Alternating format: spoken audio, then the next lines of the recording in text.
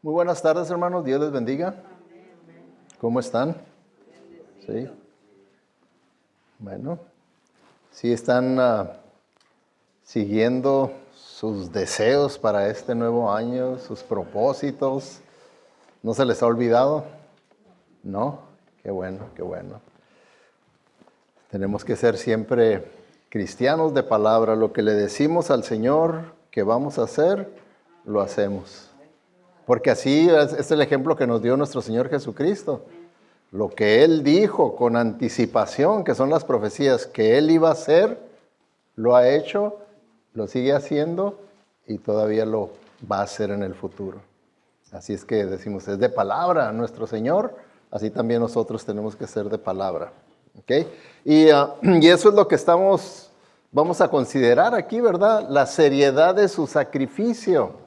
Es un mensaje que tiene que ver con la cena del Señor, porque es importante que nosotros tengamos la perspectiva correcta de la cena del Señor cuando nos reunimos a celebrarla y la tomamos, ¿verdad? Que no sea nada más un ritual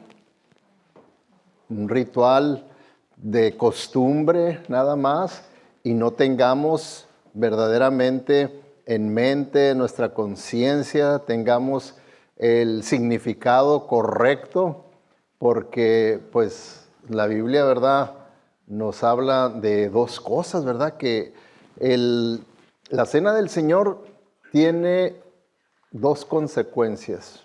Tiene dos consecuencias. Una consecuencia puede ser de gran bendición para nuestra vida y la otra consecuencia puede ser de juicio para nuestra vida. Y yo sé que todos nosotros pues siempre preferimos la bendición más que el juicio, ¿verdad? Eso sí lo sabemos. Entonces, cuando nosotros vemos el tema de la cena del Señor, está en el contexto del libro de Primera de Corintios.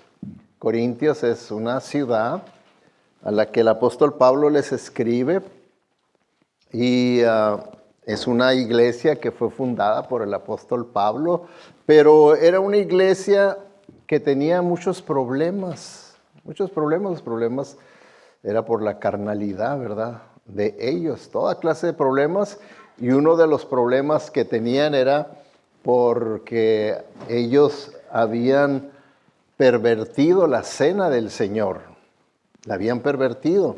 Entonces el apóstol Pablo usa este ejemplo de cómo se puede pervertir la cena del Señor para nosotros también, porque no quiere decir que la única manera de pervertir la cena del Señor es como lo hicieron los corintios. Puede haber muchas maneras en las que la podemos pervertir, y entonces nos está aquí el apóstol Pablo advirtiéndonos de que tengamos cuidado, porque ¿de qué manera la habían pervertido los corintios? Bueno, en ese tiempo, la iglesia de Corinto, para celebrar la cena del Señor, primero tenían, por así decirlo, una cena de compañerismo, un potluck, donde todos traían algo. Pero como la iglesia de Corintios, es uno de los problemas que tenía, estaban divididos. Ellos tenían divisiones entre ellos. Había un grupito a la hora del compañerismo, había un grupito acá, ¿verdad? El grupito de Apolos, por ejemplo, y aquí ellos tenían su propia comida. El grupito de fulano, el grupito de mangano, y luego muchos de los grupos eran, que se identificaban, eran los más riquillos, los más o menos, los pobres. Entonces dice que en esa cena que le llamaban la cena agape, la cena del amor, era todo menos de amor, ¿verdad? Puesto que estaban divididos.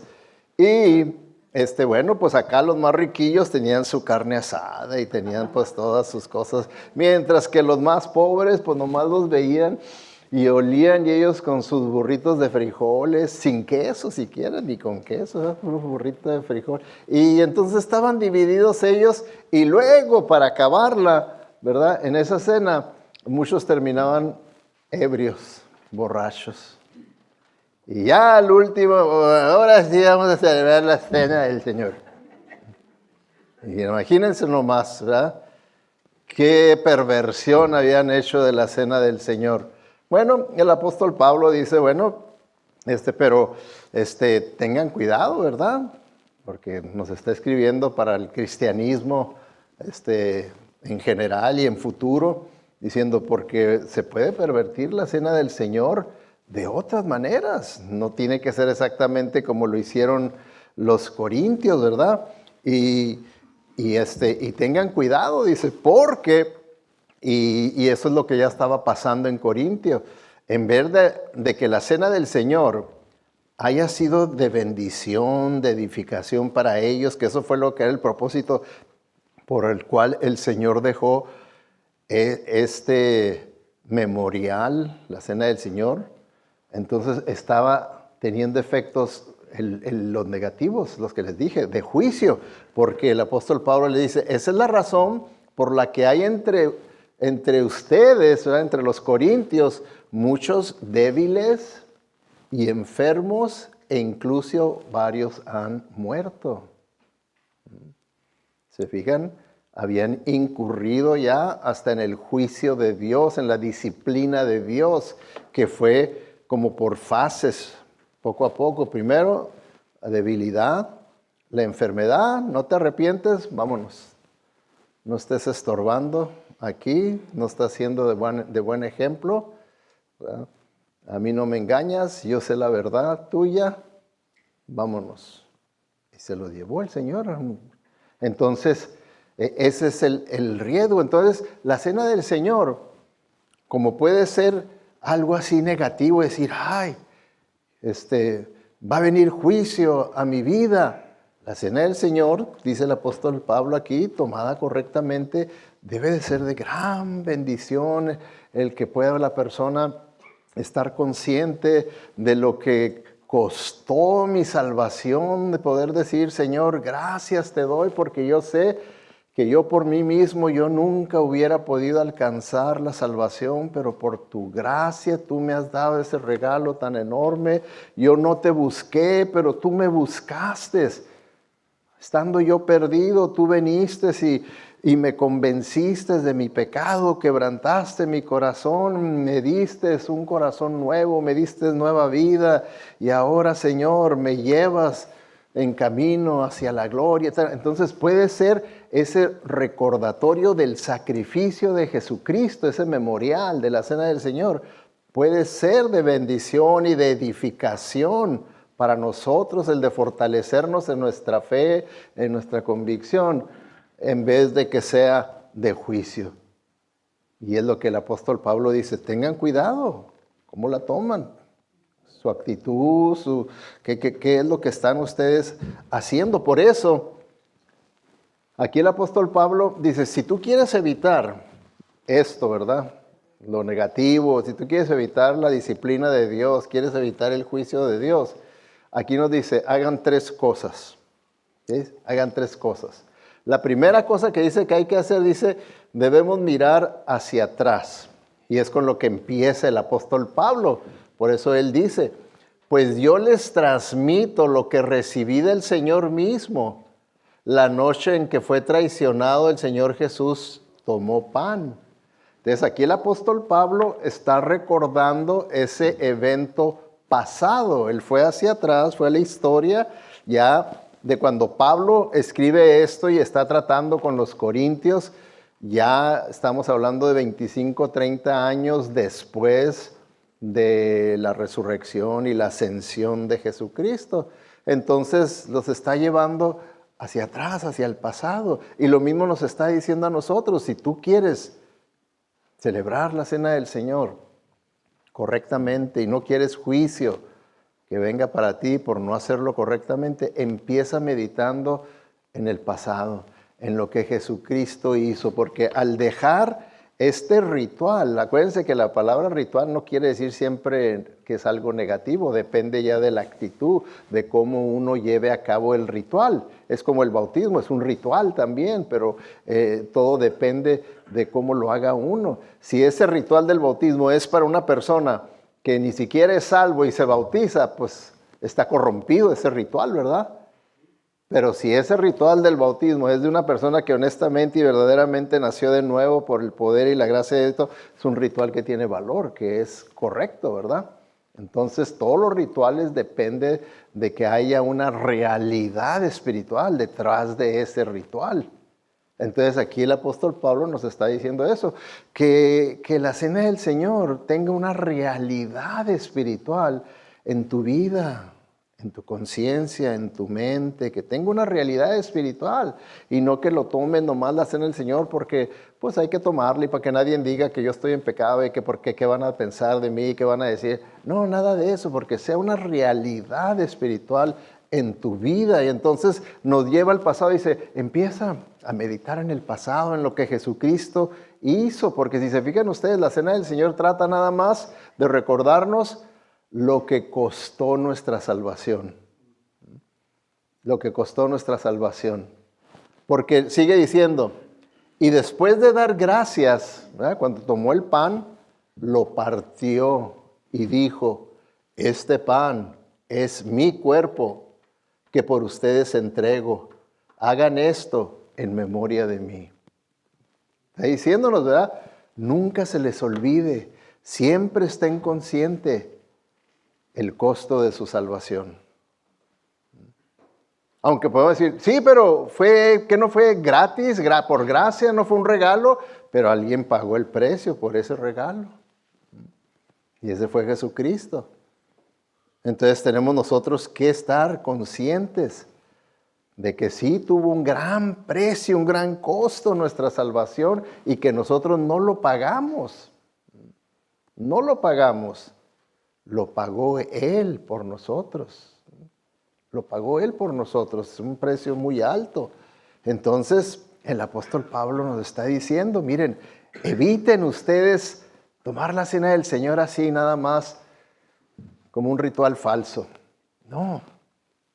Piensen y mediten en lo que costó su salvación. Si verdaderamente eres salvo, ¿verdad? Vas a poder apreciar lo que antes tú eras, antes sin Cristo, y lo que Cristo ahora eres en Cristo.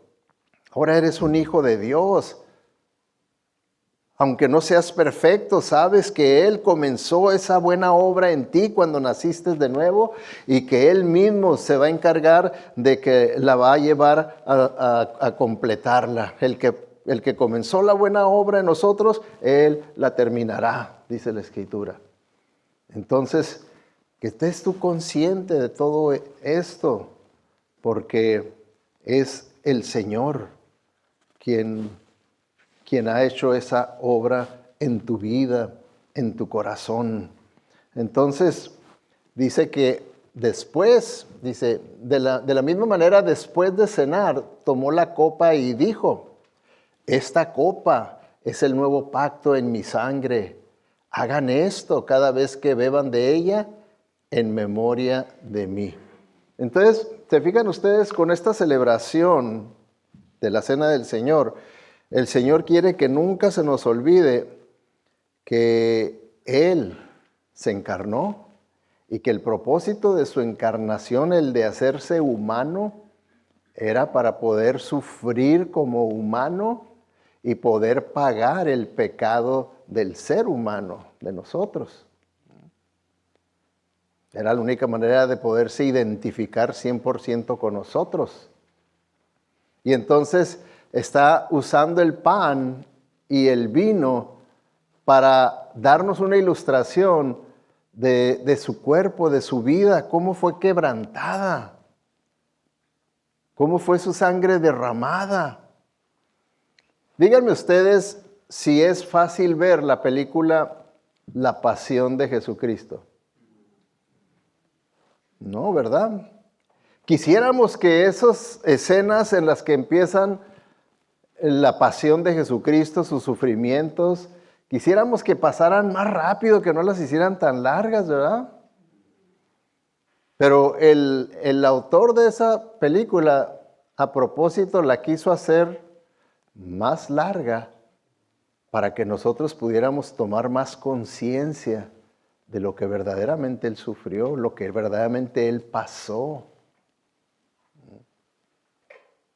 Su cuerpo, cómo fue verdaderamente quebrantado, cómo fue su sangre verdaderamente derramada.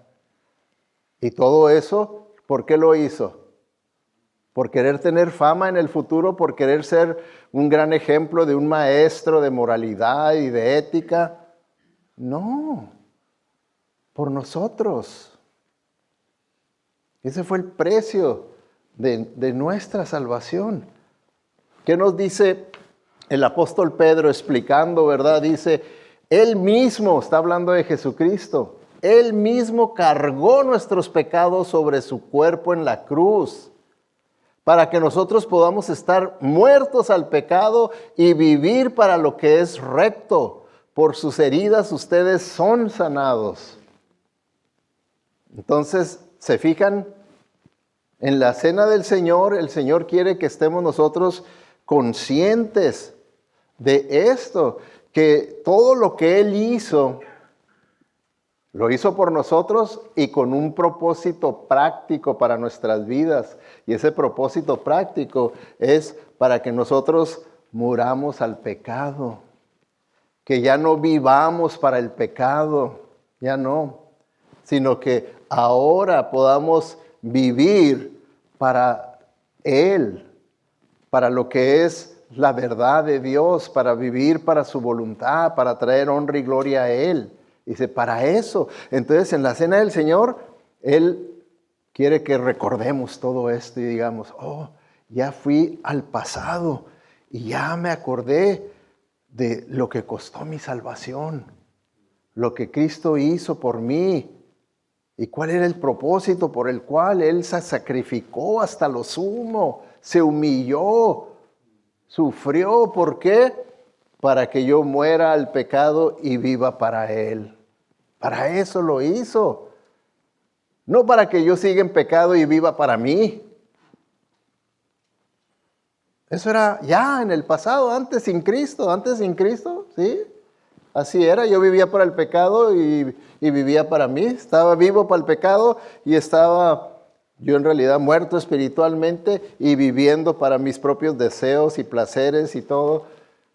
Dice, pero ahora recuerden, si ya estás en Cristo y Él fue el que pagó por tus pecados y Él tomó tu lugar ahí en la cruz, lo hizo para esto. Recuérdalo, para que estés muerto al pecado y vivo para la justicia, vivo para vivir en correcta relación con Dios. Entonces el apóstol Pablo nos está diciendo, mira, toma estos 3 pasos. Primeramente, mira hacia atrás, analiza y medita en lo que Jesucristo ha hecho, en lo que el Señor ha hecho por ti, lo que costó el verdadero precio de tu salvación. Y dime tú si fue algo insignificante o es algo de gran valor, de gran valor. ¿Qué es para ti? Porque los corintios no le estaban dando el valor que le deberían dar, no le estaban dando la seriedad que le deberían de dar. Y entonces el apóstol Pablo escribe en forma general y nos dice, ahora ustedes, nosotros, le van a dar la seriedad que debe de tener, le van a dar el valor que debe de tener, van a estar verdaderamente conscientes de todo esto. Dice ahora, en segundo lugar, ya meditaron en el pasado, ahora quiero que miren hacia adentro. Analícense ustedes. Ya analizaron el pasado, lo que Jesucristo hizo en el pasado por ustedes, ahora vámonos al presente. Ustedes, analícense ustedes. ¿Okay? Y dice, antes de comer el pan y beber la copa, debes examinar tu propia actitud. ¿Cuál es tu actitud hacia la cena del Señor? ¿Cuál es tu actitud hacia las cosas de Dios? ¿Cuál es tu actitud hacia el ser un hijo de Dios, haber nacido de nuevo? ¿Lo tomas como algo insignificante, como algo que no tiene gran valor? ¿O verdaderamente estás consciente del gran precio que se pagó por tu salvación? De tal manera que ahora tú verdaderamente dependes del poder de Dios para morir para el pecado y vivir para Cristo. Analízate, dice, examina tu propia actitud. Y entonces nos trae hacia el presente para que nos analicemos nosotros verdaderamente cómo estamos. ¿Sí? Entonces es aquí donde es bien importante que nosotros nos examinemos.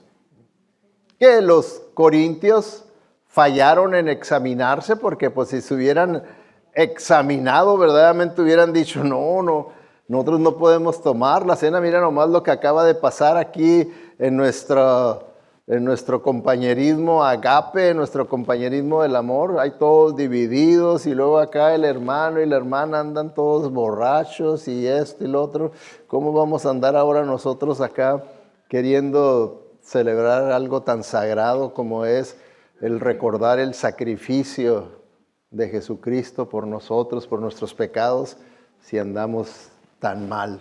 Entonces no hubieran podido, y sin embargo participaban de la cena del Señor como si nada. ¿Okay? Entonces dice el Señor, entonces si comes el pan o bebes la copa del Señor de una manera que no se ajusta a su significado. ¿Okay? ¿Se fijan? Esto es lo que significa, en versiones más literales dice que si uno come del pan y bebe de la copa de manera indigna, se fijaron que la traducción literal dice indignamente. Muchas veces todos los vamos a decir, no, yo no soy digno, y no, yo no soy digno, no, yo no soy digno, y nadie es digno, ¿verdad? Pues no la puedo tomar, entonces nadie la puede tomar.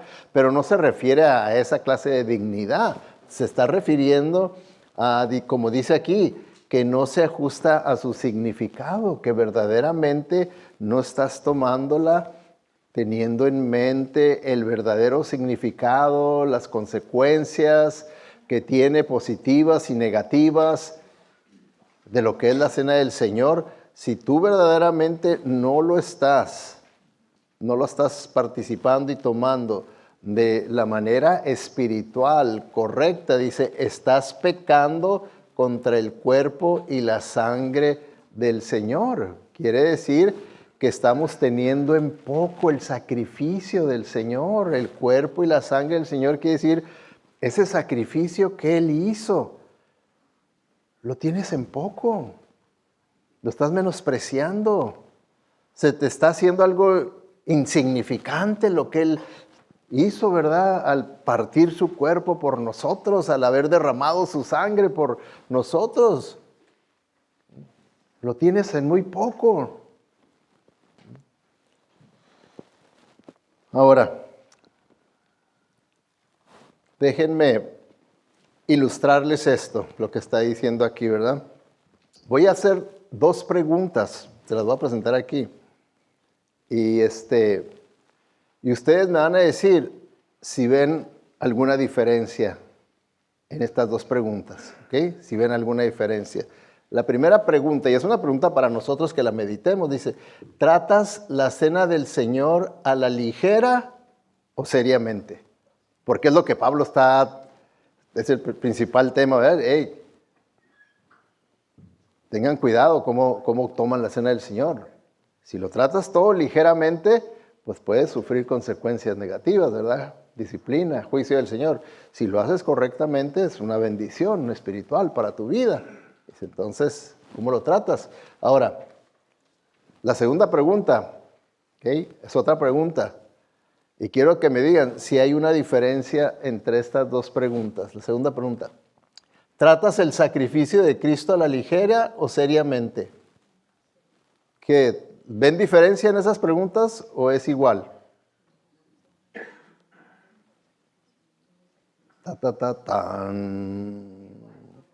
No es ninguna curva, está derecha ¿eh? Es lo mismo. Sí, exactamente.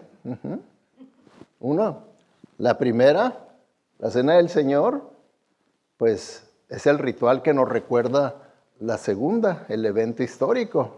Pero es lo mismo y es lo que el apóstol Pablo quiere que nosotros consideremos si verdaderamente lo vemos igual, porque si yo hubiera presentado la segunda pregunta en primer lugar y he dicho, ¿tratas el sacrificio de Cristo a la ligera o seriamente? Puede ser que muchos dijeran, oh, bien seriamente, es el sacrificio de Cristo. Y si hubiera puesto la segunda, y la cena del Señor, bueno, pero es lo mismo. Es lo mismo. El de la segunda es lo mismo que la primera. Entonces, eso es lo que el apóstol Pablo quiere que nosotros consideremos seriamente, ¿verdad? Si verdaderamente lo tratamos así, nada más, a la ligera, o verdaderamente lo hacemos profundamente, ¿verdad? Dándole el respeto y el significado espiritual que tiene para verdaderamente poder uno recibir la bendición espiritual que el Señor quiere que nosotros recibamos al estar recordando, reviviendo en nuestra mente, en nuestra conciencia, lo que costó nuestra salvación. Porque mientras más nos olvidemos de lo que costó nuestra salvación, tiene consecuencias espirituales. Una, se me olvida que la salvación es algo grande, grande, grande y maravilloso, que yo no pude lograr, que fue obra de Dios, ¿verdad? Y que Dios lo hace con su poder, con su gracia, su misericordia. Entonces, cuando estoy consciente de eso, entonces estoy más consciente que Dios mismo quiere y puede hacerlo ahí con las personas con las que Él me pone en contacto. Ahí con los compañeros de trabajo, los compañeros de escuela, con mis familiares. Y entonces voy a tener más motivación, más espiritualidad para querer compartir este gran evangelio, estas hermosas y tremendas buenas noticias de que así como yo fui salvo por su gracia, a causa del sacrificio de Jesucristo, lo quiere hacer por ti. Y uno comparte ese mensaje sin tener uno la carga de pensar que yo los tengo que salvar, yo los tengo que llevar a Cristo. No, usted nomás tiene que compartir.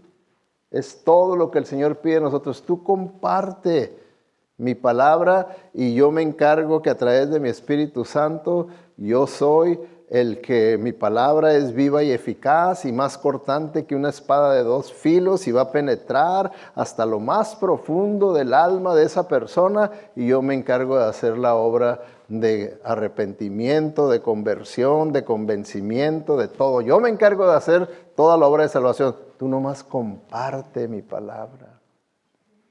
Entonces, esa es una de las cosas como resultados que va a traer el que yo esté más consciente diariamente de lo que costó mi salvación, de lo que le costó a Jesucristo, no a mí, a Él fue el que le costó. Entonces, vemos que el apóstol Pablo nos dice, ¿quieres evitar la disciplina? ¿Quieres evitar el juicio de parte de Dios? Ok, empieza. Ve al pasado.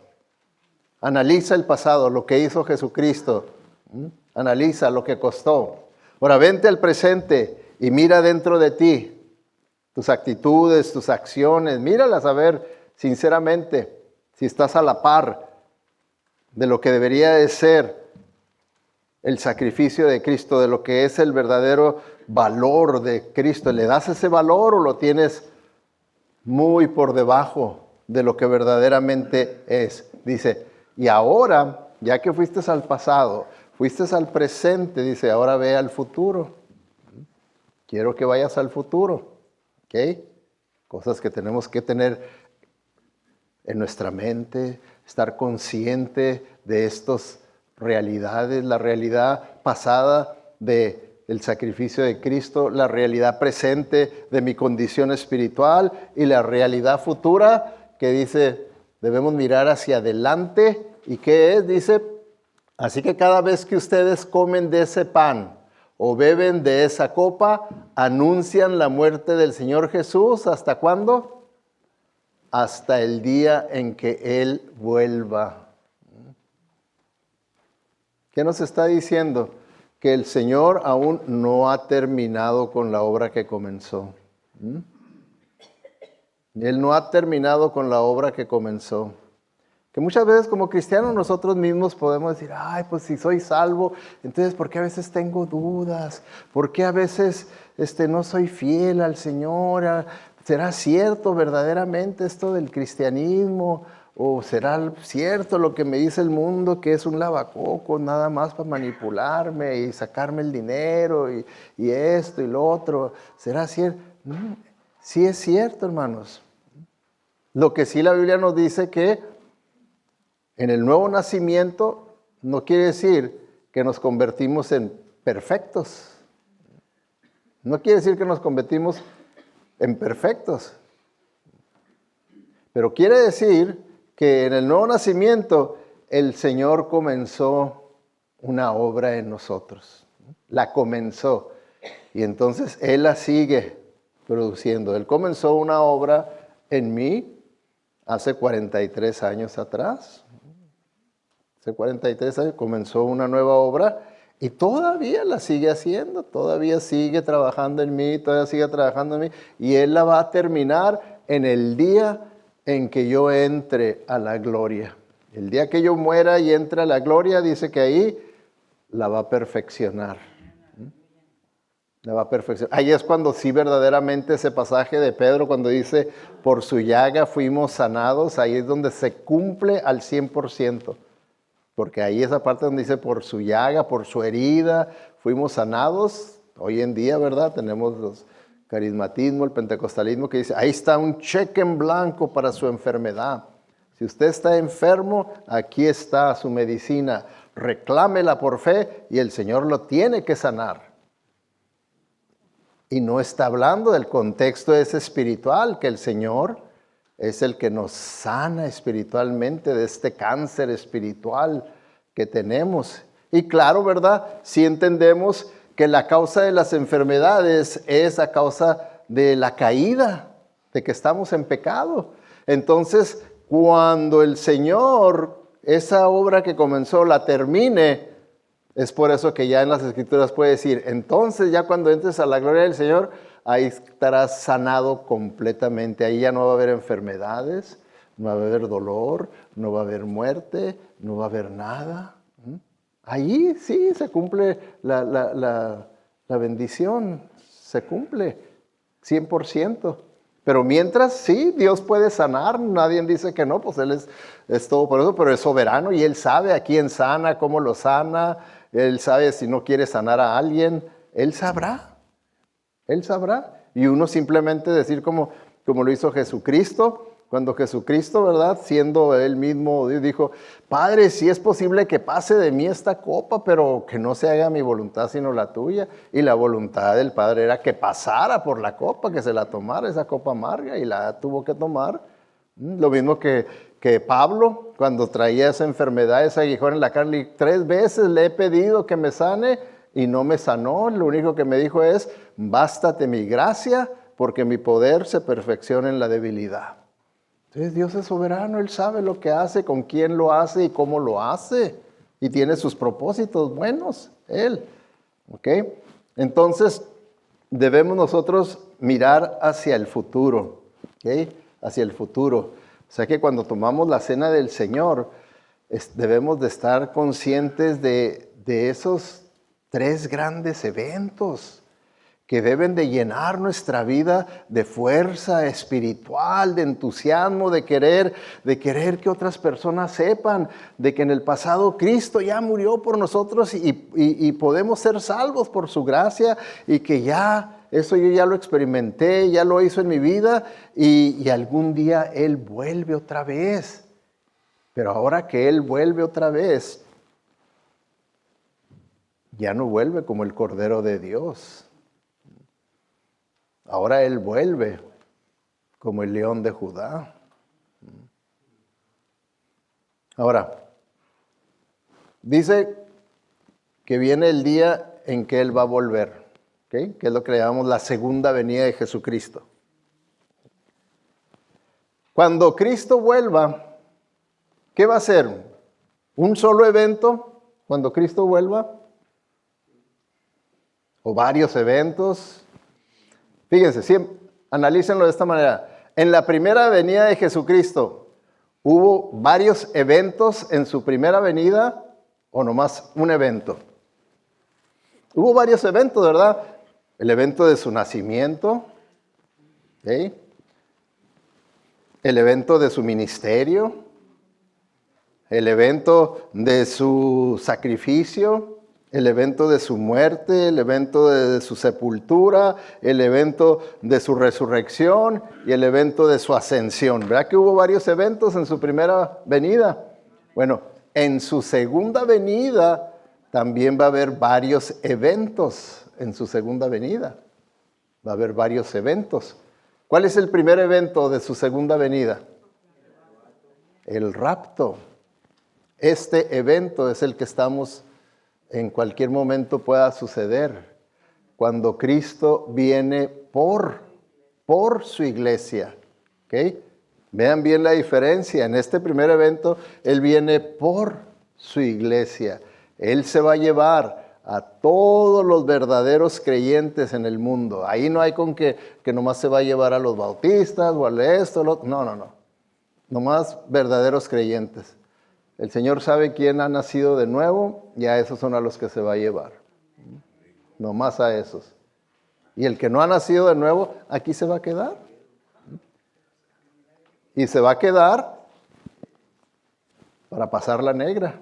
Porque si ya nomás, imagínese usted, ¿cómo va a afectar a la sociedad el que de la noche a la mañana desaparezcan millones de personas? Si ahorita, nomás pónganse a pensar, si ahorita, sin que haya habido un rapto, no encuentran quien trabaje. Y no ha habido un rapto. Ahora imagínense cuando desaparezcan millones de personas, ¿cómo va a afectar a la economía? ¿Cómo va a afectar a la transportación? ¿Cómo va a afectar a tanta industria? ¿Cómo la va a afectar? Entonces va a traer un caos, ya de por sí esto va a traer un caos aquí en la tierra y luego el Señor va a empezar a traer sus juicios que están en Apocalipsis, del capítulo 3 en adelante, el Señor empieza a abrir los sellos, empieza con las trompetas y empiezan los juicios a caer de la gran tribulación que vendrá por 7 años aquí a la tierra. Y todo el que no nació de nuevo y se quedó, agárrese, porque dice la Biblia que van a ser tiempos como nunca se han visto jamás. Lo peor que se puedan ustedes imaginar van a ser estos juicios. Entonces, cuando uno toma la cena del Señor, dice, quiero que tengan todas estas bendiciones en mente, que no tomen a la ligera algo que tiene tanto significado. Tiene un gran significado. Entonces, este es el evento primero. Cristo viene por su iglesia, ¿ok? Entonces acuérdense, pero hay otro evento que es parte de la segunda venida de Jesucristo, que comienza con el primer evento que es el rapto y luego lo cierra con el evento de que Él viene con su iglesia para poner en orden el caos que hay en la tierra y establecer reino milenial. Siempre hemos deseado un presidente perfecto, un gobernador perfecto, un día se nos va a hacer. Siempre hemos anhelado a alguien que haga promesas y las cumpla, un día lo vamos a tener.